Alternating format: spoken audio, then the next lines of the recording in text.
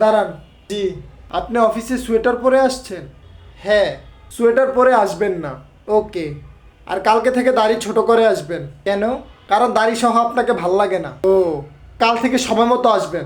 Sir, সময় মতো আসলে তো দেখি অফিস বন্ধ থাকে, তাও আসবেন। কিন্তু স্যার, রিজনটা কি? রিজনটা হচ্ছে টাইম ইজ মানি।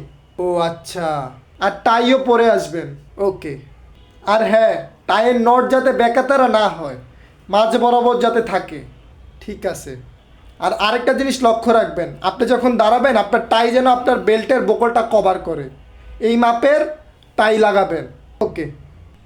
আর আপনার চুল কিন্তু অনেক কোকড়া, তেল দিবেন, ঠিক আছে? ঠিক আছে স্যার।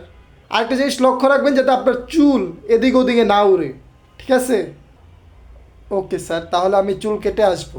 না, যেখান সেখান থেকে চুল কাটা যাবে না।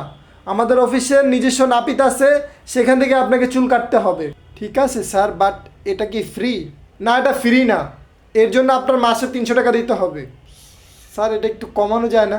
আসলে আমাদের যিনি নাপিত, উনি লন্ডন থেকে নাপিতের ডিগ্রি নিয়ে এসেছে বাংলাদেশে। তাই এর থেকে কম বেতন তো তাকে অফার করা যায় না, তাই না? ঠিক আছে স্যার। আর আপনি কি বাসার জন্য শপিং করেন না? হ্যাঁ, করি।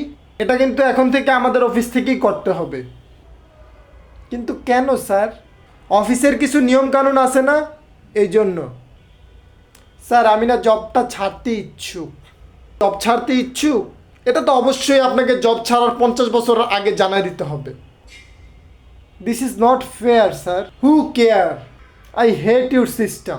অ্যানোয়িং।